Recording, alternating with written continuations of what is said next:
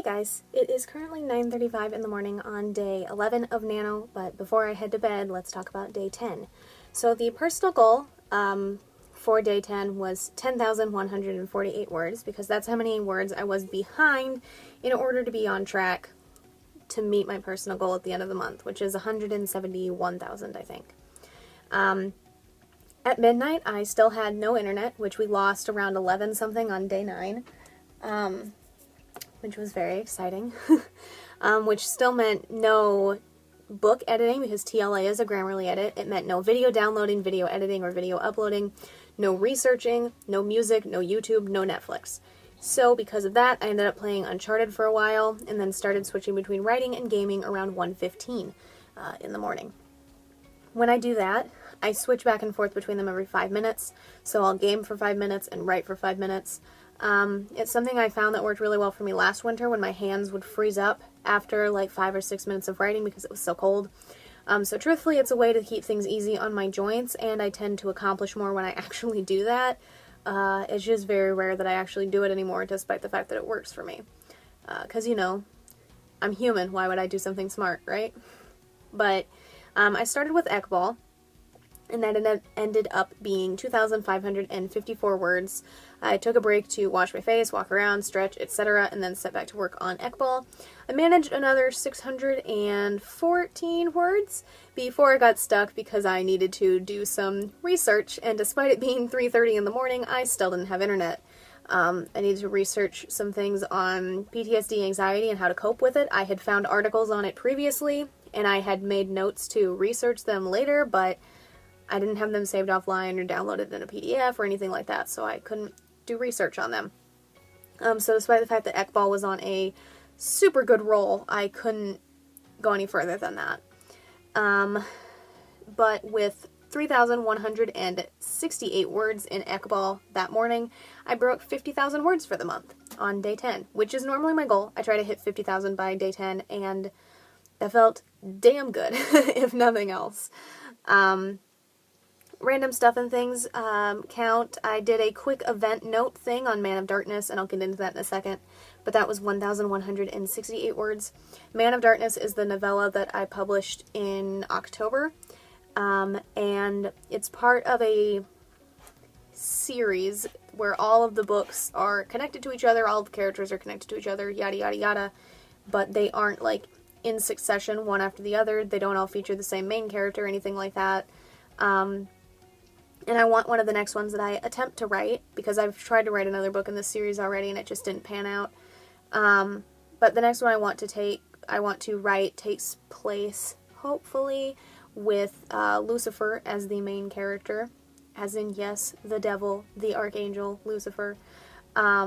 Because in Man of Darkness, I don't want to spoil anything, but there's a part where it talks very clearly and completely accidentally about an enemy that Lucifer could most definitely take on, and that is the plan for that book. And again, without revealing who that enemy is, I will say that the idea that I have in my head and the story that the characters are telling me involves that character breaking free of his cage, and Lucifer being one of the only ones who can put him back in it. Hooray for that. I don't know when I'll start that. I don't know if I'll start that later this month or in December or wait until January or what, but it is something that I definitely want to write at some point, and hopefully it pans out better than the previous hellish series novella I tried to write. It just didn't work, but hopefully this one will. But after I did that, I moved on to Beatings from a Butcher, which was 1,508. I recorded Nano Day 9's video. I started a to-do list for Photograph and Memories, which is the same thing that I did for Thundering Hooves, which I think is the one that I showed you. The only difference is that the things in there aren't related to crime scenes. They are related to progressing the romance plot forward, because that one is a romance genre book rather than a romance subplot book or anything like that. So, hooray. And then I moved on to actually working on Photographs and Memories, which was 722 words. Things are slower there. I'm still getting started. I think I'm only on chapter 2 of that book. So we have met the first main character in chapter 1, and the second chapter introduces the second main character. Books and Badges, 2,090 words. Things are going better there. I really, really love Russell and Theo, so that one's always fun to write when I do get back to it and devote time to it. And then JTS, 586 words. Killer in Training Book 2, which is still untitled, is 356 words. Voice of the Wild Places Z was 260 words. Pittman's Legend Valiant Fighter was 362, and at that point, with 10,220 words under my belt, which meant that I made up for all the words I missed this month, I headed to bed around 9:45 a.m. Got up around 7-ish, edited one chapter of TLA, because I finally had internet, which was 1,756 words. I wrote a little bit in the ABC Killer, which was 696 words. Thundering Hooves was 100. I finally started the PTSD anxiety coping methods research that I needed to do earlier in the day, but hadn't been able to. And that was 520 words, and then I took a little break from there. But in the end, that was 11,536 words written for day 10, which catches me up to my personal goal for the month so far, and puts me 1,388 words ahead where I need to be on day 10 for my personal goal. So, hooray!